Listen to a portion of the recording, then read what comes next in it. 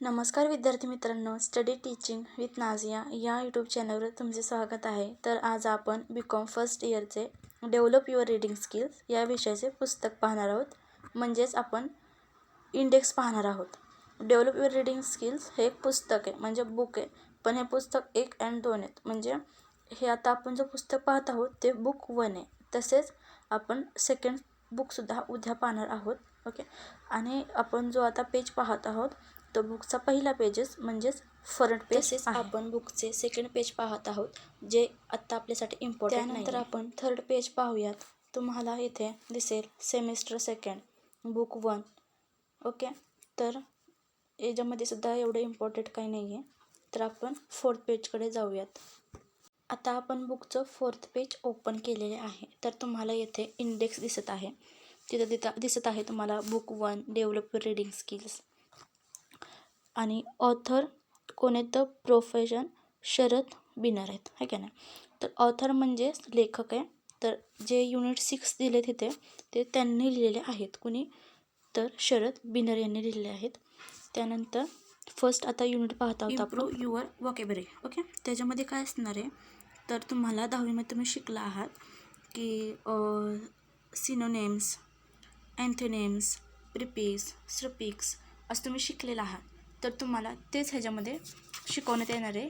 दुसरं काहीसुद्धा नसणार आहे. तर फर्स्ट चॅप्टर आहे तुमच्यासाठी तो सोपाच आहे. ओके. त्यानंतर सेकंड चॅप्टर आहे तो आहे रीडिंग कॉम्प्रिहेन्शन. ओके. म्हणजे जे तुम्हाला वाक्य किंवा उतारा असो तो तुम्हाला समजला पाहिजे. ओके. तर ते नुसतं तुम्हाला समजायचं आहे. तिथं उतारा देतील तुम्हाला अँड एक सेंटेन्स देतील, नंतर पॅरेग्राफ देतील. ते तुम्हाला समजता आलं पाहिजे. त्यानंतर आपण युनिट 3 घेणार आहोत, टाईप्स ऑफ रीडिंग्स. म्हणजे की वाचनाचे प्रकार किती आहेत ते किती पाहायचे आहेत आपल्याला, ते कोणते काहीसुद्धा माहीत नसेल तर ते तुम्हाला ह्या चॅप्टरमध्ये नक्की कळेल. त्यानंतर युनिट 4 रीडिंग स्पीड. म्हणजे तुम्ही वाचनाचे तुमचे वाचन किती फास्ट करत आहात. ओके. ते किती फास्ट असलं पाहिजे ते सांगितलं आहे. त्यानंतर युनिट 5 आहे रीडिंग फॉर डिफरंट पर्पज. म्हणजे पर्पज माहिती आहे तुम्हाला म्हणजे काय तर उद्देश आहे.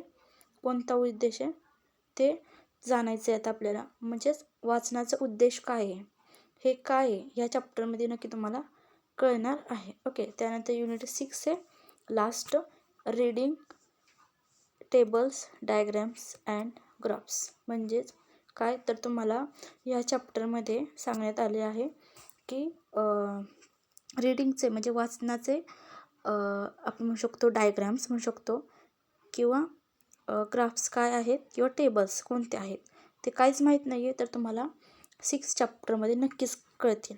अशा प्रकारे आपण डेव्हलप रीडिंग स्किलचे इंडेक्स पाहिलेले आहेत.